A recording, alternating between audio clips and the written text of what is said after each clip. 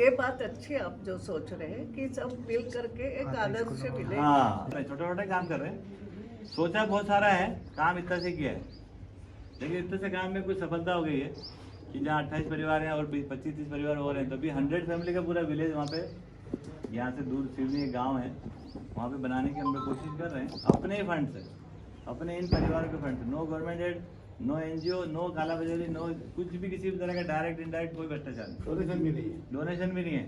तो अपने दम से खड़े होकर, क्योंकि सबको डोनेशन कहाँ से मिलेगा, वो कोई सॉल्यूशन थोड़ी है। तुलसियों के आश्रम ऐसे ही तो रहते हाँ, कि सही हर बात, कोई सही अपना बात। काम करता रहता। ताई जी, सबका भोजन एक किचन में बनता है। अच्छा, किचन एक जेब है। 28 परिवार का एक ही किचन है और एक ही वॉलेट है, जो भी कमाते धमाते हैं वो सब एक ही जेब में जाता है, और किसी की तनख्वाह नहीं है, और कोई भविष्य निधि नहीं है। कोई नौकर नहीं। भविष्य निधि कहाँ शुरू होती है? भविष्य निधि वहाँ शुरू होती है जब हम इनसिक्योर होते हैं। जब हम सिक्योर है रिश्ते में, बाप बेटे के बीच में अगर पट रही है तो कोई फ्यूचर का प्रॉब्लम नहीं है, और नहीं पट रही है तो फिर अभी इंश्योरेंस भी कराओ और ना बुढ़ापे की पेंशन की जुगाड़ करो। तो उस मुद्दे को एड्रेस कर रहे हैं एक्चुअली हम लोग। तो मेन कोर में वो है कि रिलेशनशिप ठीक से हैंडल हो जाए आदमी के साथ और आदमी के नेचर के साथ, तो उससे फिर चीजें सब जो भी कॉन्सिक्वेंसेस खड़े हो रहे थे रिलेशनशिप, जैसे अभी घर में बुजुर्गों की सेवा नहीं हो पा रही, अब कॉन्सिक्वेंसेस में क्या हो गया, आपको वृद्धाश्रम, बच्चों को ठीक से हम पढ़ा नहीं पा रहे थे, कॉन्सिक्वेंस में क्या हो गया, वो हॉस्टल हो गया। तो उससे मुक्त होकर कैसे हम वहीं पर जहाँ पर से प्रॉब्लम जनरेट होती है, यदि उसको वहीं पर हल कर ले में, तो एक बढ़िया बात हो सकती है। ऐसा करके कुछ कुछ हम लोग कर रहे हैं। सोचा तो बहुत सारा है, कर थोड़े थोड़े रहे। तो क्या कॉमन लक्ष्य जब तक नहीं होता, जिंदगी एक, हमारी सबकी जिंदगी एक ही है, वो जिंदगी को अगर हम सब समझ लेते हैं तो एक उसका एक स्पष्ट रूपरेखा बन जाता है, उस पर ही काम कर रहे हैं। और ये बाकी सब हमारा बाय प्रोडक्ट है ना, ये सब बाय प्रोडक्ट है। मेन प्रोडक्ट हमारा एजुकेशन ही है।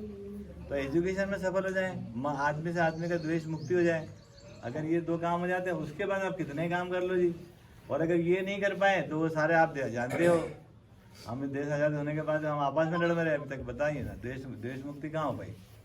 तो कहीं ना कहीं आदमी के साथ जो काम होना है वही एजुकेशन वाला भाग है। वही जुड़ेगा। अभी जो एजुकेशन हमको लेके दौड़ी है, वो मेहनत से दूर ले गई। सरकार की पॉलिसी है जो 2 रुपए किलो चावल देने लगी, वो अच्छे के लिए सोची, तो उल्टा हो गया। तो एक तरफ से लालच बढ़ गया, दूसरी तरफ से आलस बढ़ गया।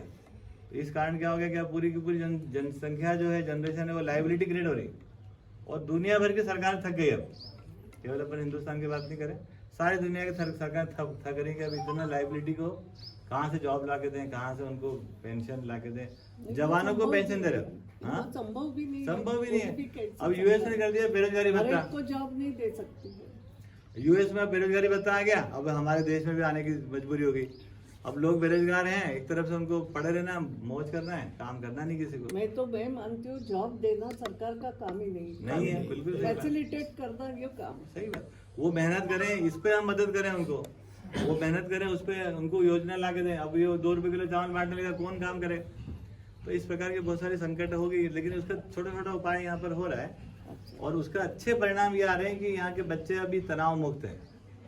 20 से 25 साल का युवा आपने पूरे देश में देखा नहीं होगा जो तनाव मुक्त हो के भविष्य की चिंता में मतलब लिप्त ना हो, ऐसे युवा आपको यहाँ देखने को मिल सकते हैं यदि अपन देखना चाहें तो। और वो भी 1-2 नहीं है कि वो मेरे अपने थे या कुछ थे तो हमने कुछ कर लिया, अभी वो 40-50 का नंबर में आ गए, और वो पूरा फैमिली मॉडल है, उनकी फैमिली के साथ है पूरे, तो तीनों पीढ़ी साथ है।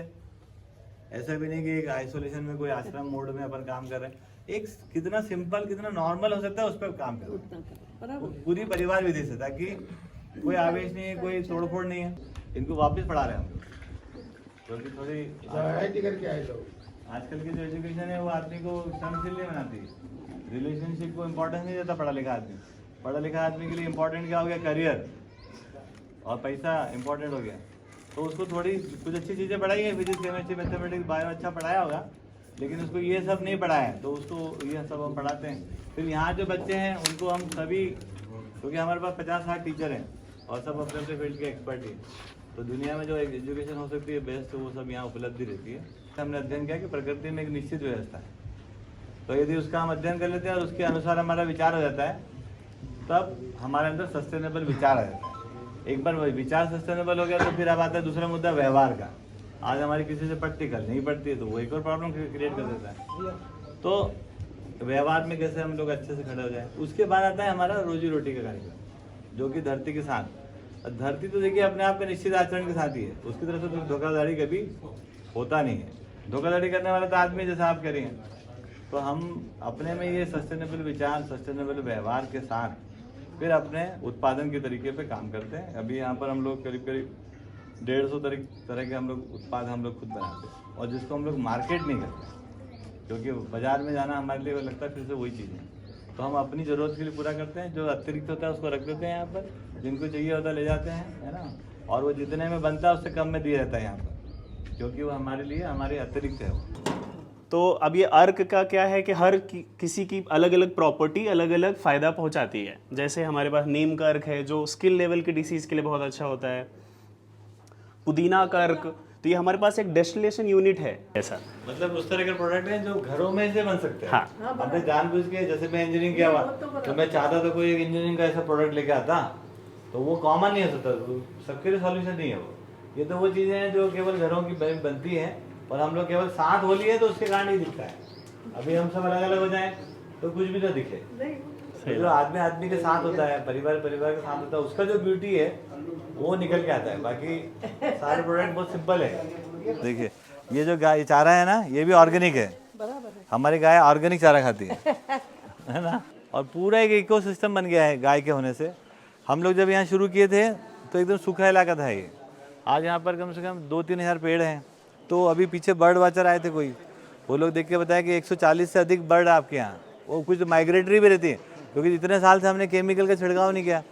तो सब जगह देखो आपका आवाज़ आएगी, यहाँ भी सब जगह चिड़िया रहती है, पक्षियाँ ढेर हो गए, तो उससे एक इकोसिस्टम बनता है। और वो लाते हैं ना अपने साथ। हाँ, अब हम लोग क्या ना कुछ भी बीज फेंक देंगे, वो उगेगा हो। ऑनेस्टी आए, उसके बाद पता चलेगा कि कितना हम कर सकते हैं। क्या पता कर सकते हो, क्या पता नहीं कर सकते हो। टर्निंग पॉइंट आ रहे हैं, देर हो रही मगर आ रहे। देखिए उसको छोटा सा मैं, गेहूं मत खाओ, ये भी खाओ, ज्वार खाओ, बाजरा खाओ, ये खाओ, तो वो सब ये टर्निंग पॉइंट है। हमने छोटा सा एक्सपेरिमेंट किया था। देखिए ये जगह पर 2 आदमी रहते थे पहले, उनको ये जगह कम पड़ती थी, वो मालिक सोचता था मेरे को कम पड़ रही, नौकर सोचता मेरे को कम पड़ रही। हमने छोटा सा काम करके देखा, आज यहाँ पर 118 आदमी रहते हैं, 10-5 गेस्ट रोज रहते हैं। तो तब हमको समझ में आया कि 16 एकड़ जगह पे अभी भी हम 50 आदमी और रख सकते हैं। तो सही तो तब पता चलेगा ना कि जब हम थोड़ा अपने में ठीक काम कर लेंगे। अच्छा आदमी बढ़ेंगे तो काम बढ़ रहा है, काम घट थोड़ी रहा है, काम बढ़ रहा है, रोजगार बढ़ रहा है। क्योंकि विजिटर जो है पूरे देश में से आता है यहाँ पर, अभी रोज 2-4 आदमी रहते ही है। हाँ, पूरे देश के लोग जानते हैं, जो लोग थोड़ा कुछ करना चाहते हैं। हाँ, हम लोग भी उनसे सीखते हैं, वो भी हमसे सीखते हैं, ऐसा मिला जुला के कुछ होता रहता है। मुझे ऐसा लगा जैसे मैंने एक छोटा सा, पहले जब ऋषि का आश्रम रहता था और उस आश्रम में कई सारे लोग रहते थे, अपना अपना काम करते थे और एक परिवार जैसे रहते थे।